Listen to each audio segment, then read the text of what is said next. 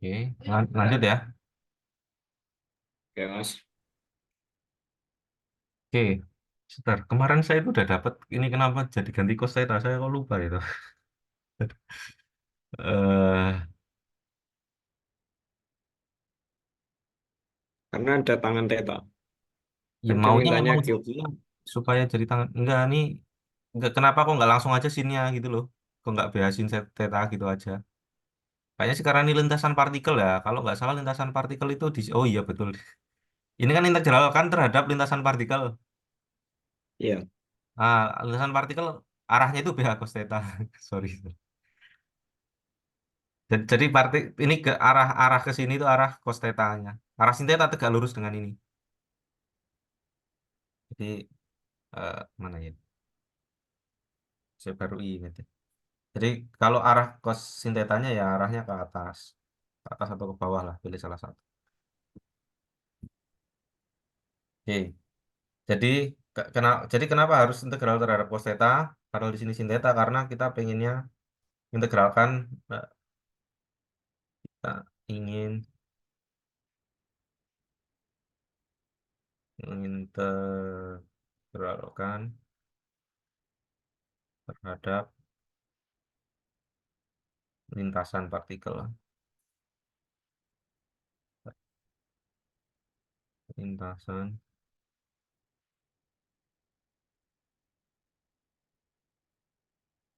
di sederhananya gitu. Nah, tadi kan integralnya nggak bisa pas di tengah, jadi kita integralkan agak ke atas sedikit. Nah, misalnya kita mulai dari titik sini, ini kan L1, ini L2. Itu geser ke atasnya itu tidak menggunakan usaha, medan magnetnya nggak kena usaha. Jadi ini nggak pakai gaya Lorentz ya. Jadi cukup selama B dot dl-nya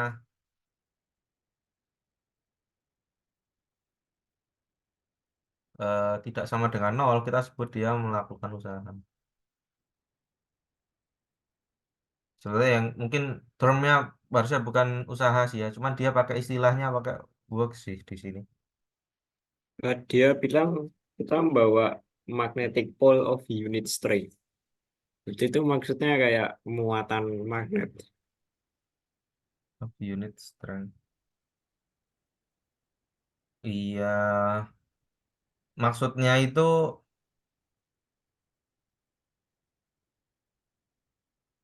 Aku nangkepnya gitu ya.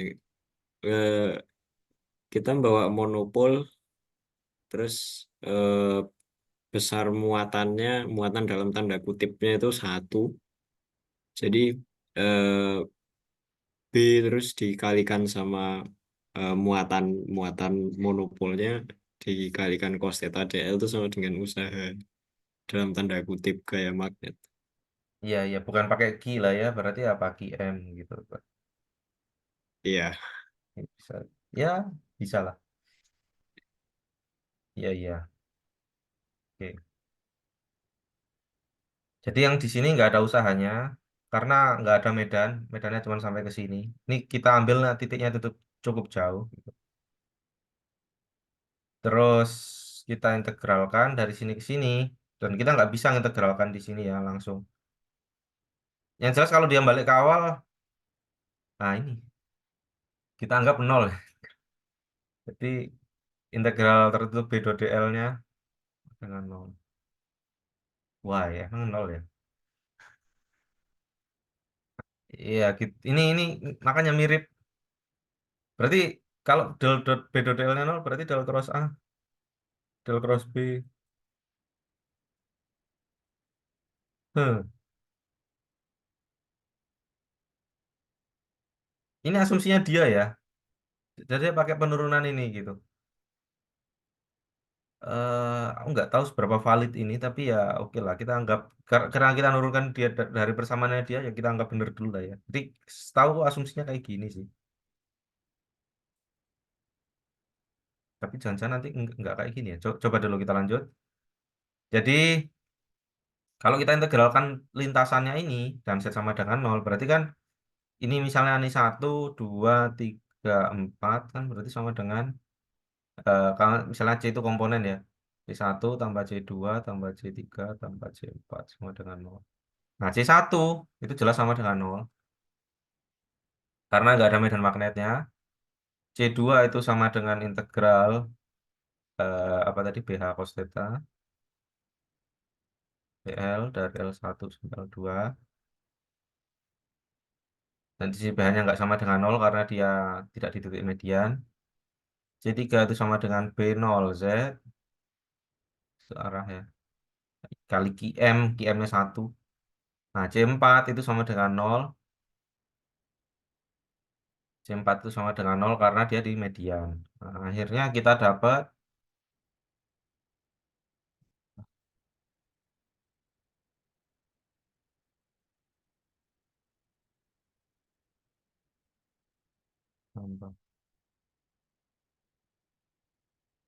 bener gak sih? Nah, ini saya kemarin dapatnya kok. Ini plus. Kok bisa plus? Eh, bentar.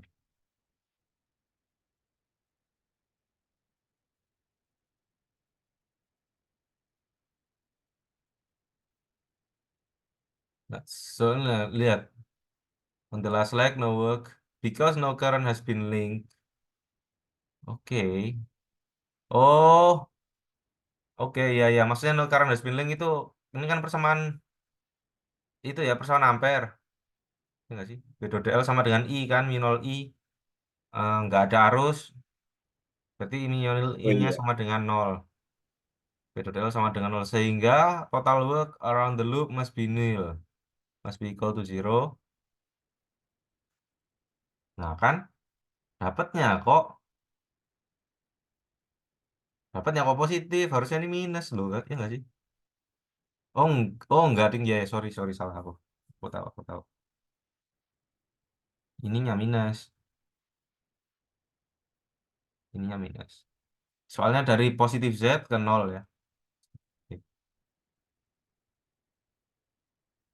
Sehingga ini minus. Oke, dapat persamaan seperti ini. Jadi gampang maksudnya kita bisa ganti integral ini dengan d0z. Karena kita nggak bisa ngerjakan integralnya ini gitu gampang. Oke. Terus dv/dl-nya kita habis diintegralkan hasilnya seperti ini yang balik ke persamaan sebelumnya. Yang ini. Jadi V-nya itu dari L1 ke dari L1 ke L2 betul.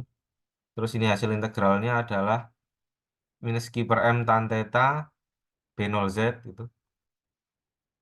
Jadi seperti ini. Oke, sampai sini ada yang mau ditanyain nggak, Tan? Cukup jelas ya. ya, ya jelas kok. Nah, terus ini hasil integralnya. Terus VZ itu sama dengan DZ dt. DZ dt sama dengan ini. Terus dituliskan jadi V-nya dipindahkan ke bawah jadi QM per V. Sini. Eh, kenapa kok dituliskan DZDL? Karena DZDL itu nanti bisa jadi tangan. Bisa bisa dilihat kayak bentuk pemfokusan gitu loh. Pemfokusan dari suatu lensa. Oke. Bagian sini dia pakai pendekatan biasa untuk lintasan yang stabil yaitu MV sama dengan QBR. Karena dia pengen menggunakan radius dari kelengkungan magnet. Oke, radius dari kelengkungan magnet.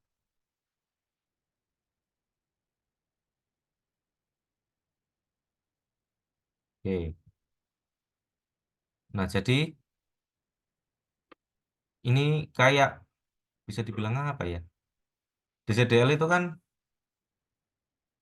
misalnya aku punya Z, ini L.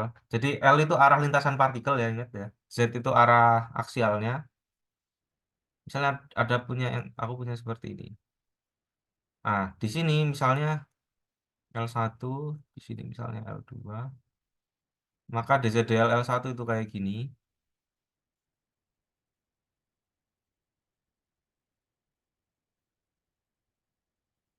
Ini positif ya, ini negatif.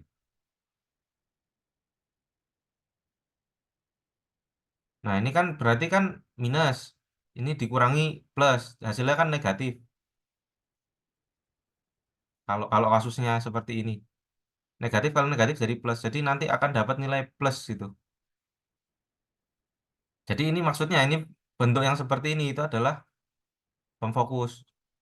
Kalau fringing magnetnya itu tan tetanya positif, maka yang lintasan seperti ini akan muncul lintasan seperti ini yang berarti dia itu memfokuskan lintasan.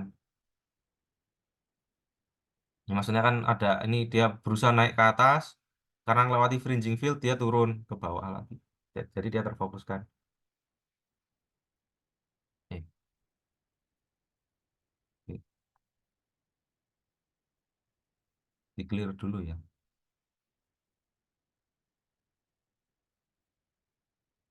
For vertical focusing action, the slope downstream at L2 should be less than the slope upstream. Ya, jadi harus L2 harus minus, L1 harus plus gitu. Sehingga kanannya nanti hasilnya negatif. Nah, seandainya sebaliknya, maka aksinya akan diverging. Jadi bentuknya seperti ini. Oke, terus kita kita sedikit bahas terkait lensa tipis. Jadi kalau lensa tipis ini jaraknya jauh, bayangannya apa namanya, bendanya jauh, bayangannya akan muncul di titik fokus kan. Terus berlaku Z per F sama dengan tan theta kan. Eh, sini kelihatan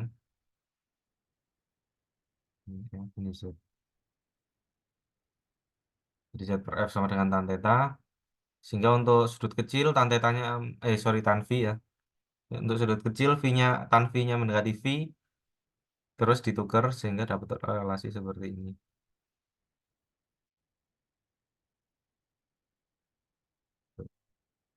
Nah, terus kita kan punya V dari persamaan sebelumnya. Sorry. The change of slope calculated in 4.5 is represented by V so that ini itu bisa dianggap sebagai perubahan slope-nya gitu kan. Ya, change of slope. Karena ini kan perlu perubahan slope gitu. Dan dia direpresentasikan oleh ini. Jadi ini misalnya slope awal. Ini awalnya 0 derajat, terus berubah menjadi V derajat. Misalnya gitu. V-nya minus. Jadi 0 ke minus. Kan, mengecil kan bener ya.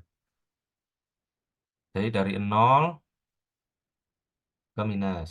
Oke. Jadi kalau menurutnya dia di sini, ini itu kita bisa tuliskan sebetulnya sudut ya. Ini kan nggak ada dimensinya. Ini kalau kalau gambarnya kayak lensa jauh tadi, ini itu misalnya sudut V, ini tuh nol. Jadi kan tadi di sini 0 derajat, di sini nah dengan garis horizontal ini tuh V derajat. Di V kurangi 0 sama dengan ini. Sementara V-nya tadi sama dengan Z per F kan? Kalau nggak salah itu. Jadi bisa substitusi di sini Z per F sama dengan minus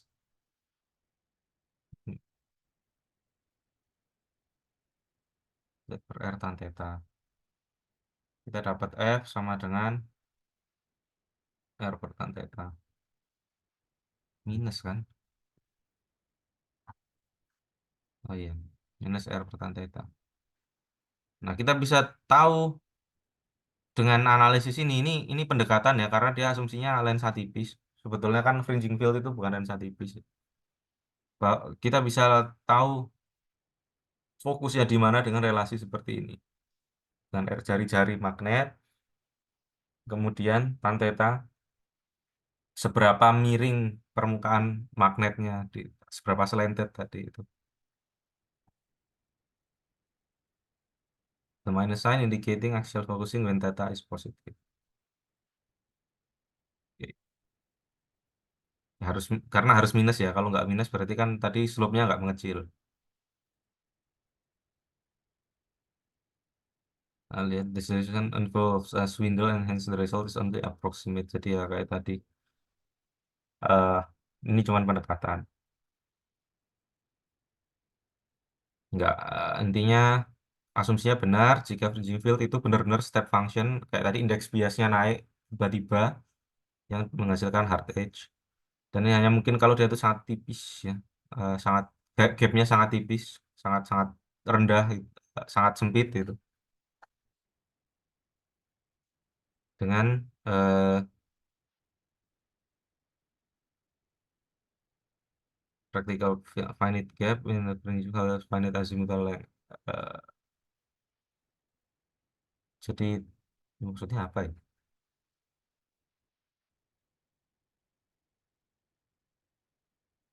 Yes, supaya gaya vertikalnya tetap terus bekerja sehingga mengubah arah Z. Jadi maksudnya benar tipis tapi tetap ada gitu. Secara praktis. Yes, iya rada bertentangan soalnya tapi ya asumsinya gitulah.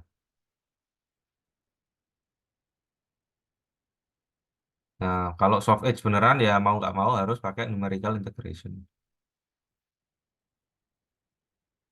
Sekarang numerical integration udah nggak terlalu susah buat dikerjakan. Oke, sampai sini ada yang mau ditanyain, Tan?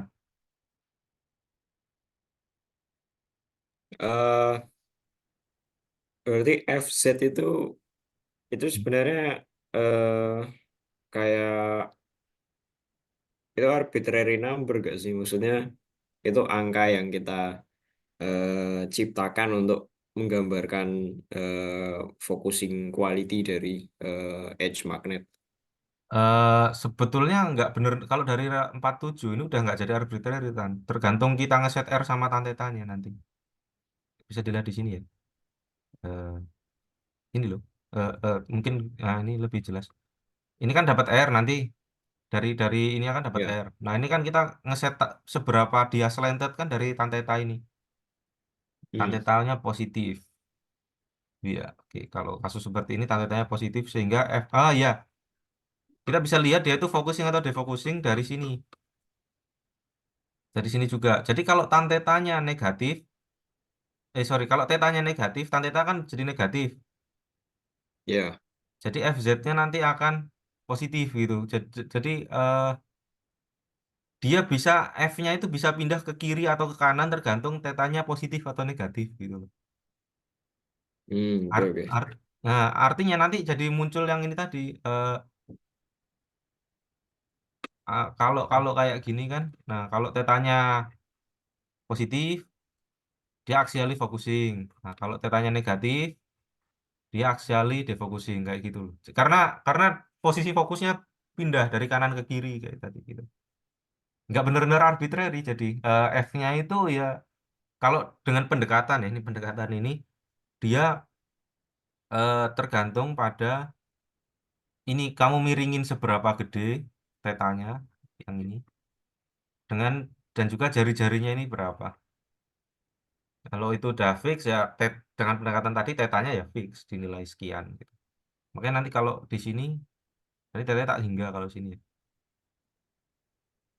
Karena per tan nol kan tadi kan kalau kasus kalau ini nggak ada pemfokusan fokusnya tak hingga ini kan theta nol tan theta nol berarti kan F sama dengan R per nol udah ya, tak hingga lah ya.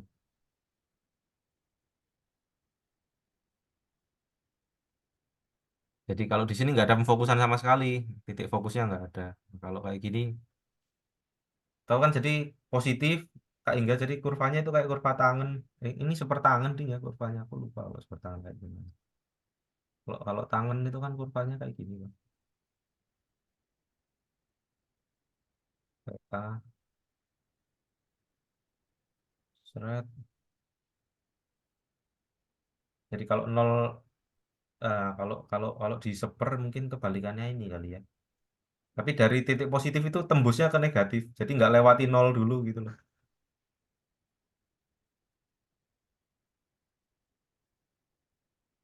Oke, sampai sini ada lagi. Itu aja pertanyaannya. Itu aja. Ya, tapi ini ingat ini pendekatan karena kenyataannya dia nggak step function itu sih. Ini dia cuma menunjukkan secara kualitatif ya lebih kuantitatif lah ya. Ada persamaannya lebih kuantitatif bahwa eh, posisi itu sebesar apa besar sudutnya itu bisa mengaruhi dia itu bakal focusing atau defocusing. Nah, kalau radial pendekatannya dia nggak pakai B B arah Z lagi, dia langsung ke trik yang sama gitu. Jadi Pak tinjau dua ion dengan kecepatan sama bergerak seiringan dengan lintasan yang sejajar, tapi terpisah secara radial ya dengan jarak x. Jadi kayak gini. Nah, ini itu yang tetanya positif, berarti dia yang harusnya ini defocusing ini nanti. Defocusing arah radial dan focusing arah aksial. Nah, bisa dilihat di sini bahwa, sorry ini dulu ya, V sama dengan D per M. Oke, ya, ya ini dulu, partikel A itu akan sampai ke indeks bias yang baru lah ya. Sampai ke wilayah magnet akan dibelokkan itu lebih dulu daripada yang B, karena dia radialnya beda kan. Nah, belokannya, eh, jadi ketika B masuk, A itu sudah melewati D sama dengan X tan theta. Dilihat dari gambar ini. Jadi ketika ini asumsinya beloknya kecil tapi ya, kalau beloknya besar ya meleset nih mestinya. Jadi dari sini ke sini itu ini ketika B pertama masuk, A sudah melewati garis biru ini. Nah, sementara kita tahu ini itu arahnya X, oke. Nah, kita tahu juga waktu masuk ini kan arah lintasan partikel. Lintasan partikel dengan permukaan itu membentuk sudut theta. Dan arah lintasan partikel tegak lurus dengan lintasan partikel apa namanya? Tegak lurus dengan arah radial. Tegak lurus dengan arah radial. Jadi sini theta, nah ini juga bentuk sudut theta berarti. Karena ini tegak lurus. Oke. Dan ini juga tegak lurus. Jadi kita bisa tuliskan D per X sama dengan tan theta. Eh, benar ya, D per X sama dengan tan theta. Sementara D sendiri, kalau kita lihat dari sini, nah ini R, kan dia menggok nih. Eh, D, D per R sama dengan tan V. Tapi karena ini sangat kecil, jadi kita langsung aja D per R sama dengan V. Kita bisa substitusi bagian D-nya, jadi kita dapat V sama dengan X per R tan theta. Oke. Nah, V ini terkait dengan yang tadi ya, focusing atau defocusing yang tadi, ini. Kalau V-nya negatif, focusing, V-nya positif, defocusing.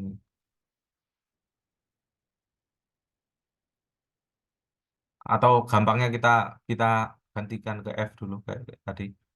Nah, ini analoginya tetap sama seperti sebelumnya. Yang tadi ini Z ya, cuman kita ganti jadi X. Gimana tadi gambar? Jadi yang tadi tingginya Z, sekarang ini ganti tingginya X. Terus di sini itu F. Ini P. Jadi X per F sama dengan P ya untuk sudut kecil. Sudut kecil itu berarti jaraknya jauh banget ya ini kan. F-nya besar gitu. Dia fokusnya jauh. Oke. Eh, ya tinggal substitusi aja kan. Tadi V-nya udah dapet di sini. Jadi X per F sama dengan X per R tan theta, sehingga F sama dengan eh, R per tan theta. Nah, bedanya sama tadi apa, Tan? Di sini nggak ada tanda minusnya nih, positif. Jadi, kalau yang tadi minus, jadi ketika tan tetanya plus misalnya gitu ya, kalau yang tadi akan dapat F-nya minus gitu. Sementara kalau di sini tan tetanya plus, di sini akan dapat nilainya juga plus F-nya. Artinya kalau untuk sudut ini yang sama, sudut kemiringan yang sama, F-nya si aksial akan minus, F-nya si radial akan plus misalnya gitu dengan nilai F dengan amplitudo yang sama. Artinya nggak bisa dua-duanya sama-sama focusing gitu. Ketika kan kan nilai tetanya kan selalu sama untuk dua dua arah tersebut ya. Untuk radial sama aksial kan tetanya selalu sama. Tapi ketika kita mau focusing di bagian aksial, pasti kita akan dapat defocusing di bagian radial. Jadi perkara nggak ada plus, nggak ada minusnya di sini. Oke, itu jelas ya. Ya,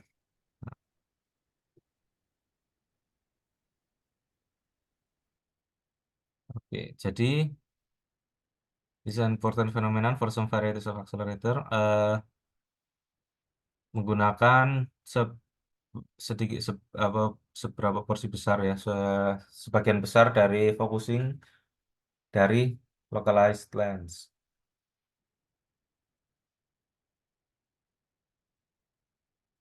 Oke,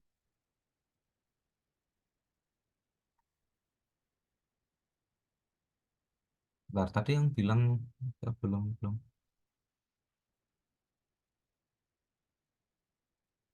eh, settingannya mana ya tadi ya? Oke, ya, berarti udah cukup sampai sini bagian ini. Nah, terus kita langsung ke matrix representation. Rada simple sih yang bagian sini.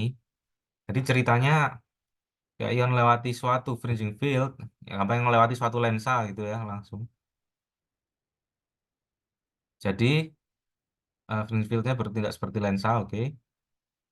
Sehingga transverse displacement Y-nya akan berubah, apa tidak berubah. Jadi maksudnya kalau kita punya lensa, ini Y gitu ya, yang masuk ke sini. Nah, tepat di titik sini, di step function ini Y-nya itu konstan gitu. Tapi arah dari lintasannya, arah dari gerakannya jadi berubah. Jadi yang tadinya harusnya lurus dia malah jadi belok. Nah, artinya d Y-nya konstan, DL-nya berubah. Nah, gitu.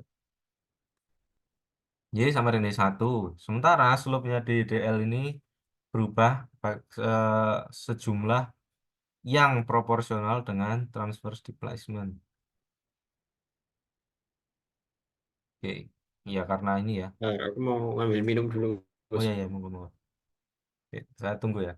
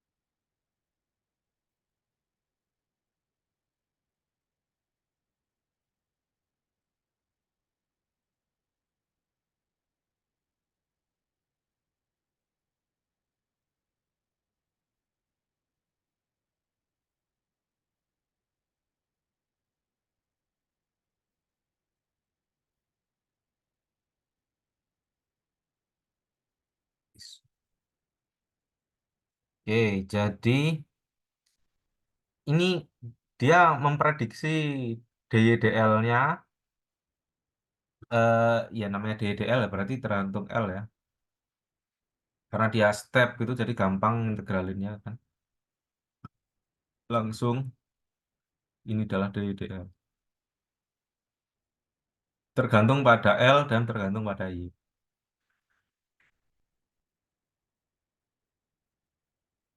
PV sama Z per F, Z per F ya.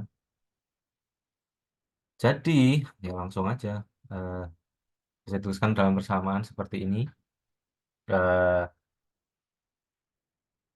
Nilainya plus ya. Oke. Jadi ini slope awal, sorry slope akhir sama dengan slope awal tambah DDL. Sementara Y-nya konstan. Ya udah, kan tinggal ditulis untuk matriksnya kan. Eh, Sorry, warna kuning nggak kelihatan. Oke. Y konstan, Y aksen berubah eh gantung pada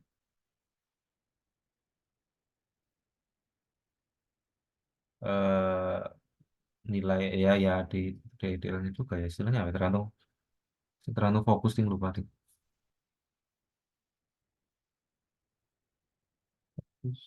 Ini nilai fokus.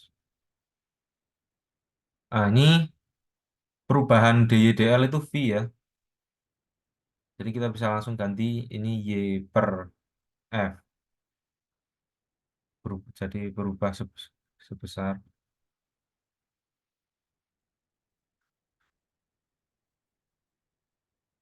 Jadi ya langsung di sini. Kalau kita punya Y, kita punya Y aksen. Nah, Y-nya konstan jadi ini satu, tidak berubah. Sorry, ini dulu.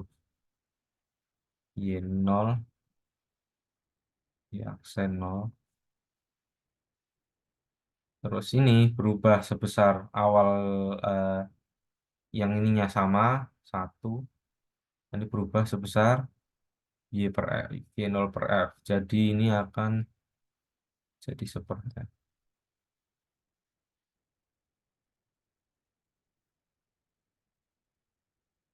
Nah, jadi ini bisa kita pakai nanti. Ini kayaknya jadi matriks tambahan gitu kan. Aku belum belum lihat kalau digabungin dengan yang lain ya. Tapi di sini bisa kelihatan kalau tadi misalnya di racetrack gitu,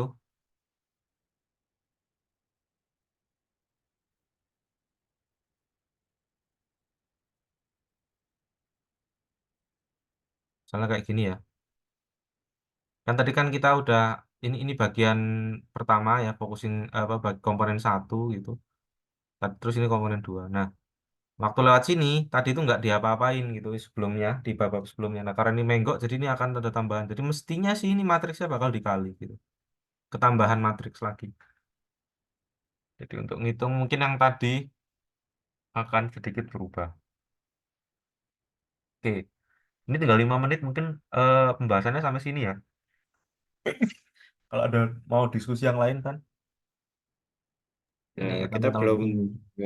record yang bagian axial stability buat Nurul. Sial stability. Tadi belum direcord. Enggak, maksudnya sudah sih. Tapi Hmm. kemarin kan Nurul request bagian orbit stability kalau nggak salah. Oh, oh itu nggak belum belum masuk itu kok apa namanya eh, belum diupload ke YouTube ya? Eh Itu bab awal soalnya ya. iya sih itu bab awal. Yang ini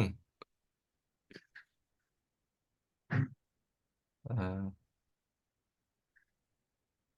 kita sebetulnya ya di bab 3 itu ada bagian axial stability tapi yang versi kompleks. Ini kan gampang maksudnya. Aksial ya Di bab pertanyaannya ya. 3. Enggak.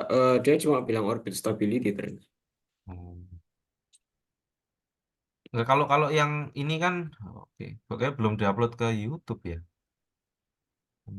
Gimana dong berarti? Mau mau di Coba diulangi dari awal. Kamu share lagi bisa nggak nanti? Ya Setengah nanti jam tak cukup. share lagi. Setengah jam cukup sih. Kalau kalau bagian sini nggak perlu sambil baca buku sih udah kayak udah kita udah hafal di luar kepala kan di sini. Ya enggak sih? Oh iya, nggak terlalu susah. Oke. Nah, kalau yang bagian sini di chapter 3 itu juga dijelasin ulang yang tadi. Jadi penurunannya setelah yang ribet itu terakhir-terakhirnya kan dia bilang kayak gini. Nah, terakhirnya kayak gini kan. Jadi supaya stabil itu nu-nya frekuensinya harus real misalnya. Jadi ini n harus lebih besar daripada nol. Kalau di sini supaya bisa real n-nya harus kurang dari satu. Ujung-ujungnya kan ke situ. Jadi sebenarnya dia itu jelasin hal yang sama dengan yang di chapter 3, Ya, cuma sekarang ada tapi split lebih section. kompleks. These conclusions are incomplete accord with those derived earlier by less sophisticated argument. Jadi yang bab 2 itu kurang tidak se tidak sophisticated yang ini. Yang jelas yang di bab 2 soalnya kan nggak ada straight sectionnya tuh. Ya, ini lebih umum gitu. Jadi yang di bab 2 seakan-akan khusus untuk eh, akselerator siklis yang bentuknya kayak siklotron. Kalau ini bisa buat sinkrotron, bisa buat siklotron. Kalau mau buat siklotron, S-nya tinggal di set sama dengan nol. Supaya jadi siklotron kan cukup S sama dengan nol. Tuh, bersin-bersin. Ya, ya. Jadi yang ya siklotron itu kayak sinkrotron tapi S-nya sama dengan nol. Dia itu mau bilang kayak gitu. Jadi sebenarnya kalau ngikutin dari sini doang juga bisa. Oh, atau mungkin enggak ya, karena ini udah dapet dari awal. Kan ini yang harus diturunin dari awal. Oke. Oh iya, Ya enggak juga sih berarti dia kok salah lah komen. Oke, berarti ini aku stop share dulu ya. oke Mas. Eh,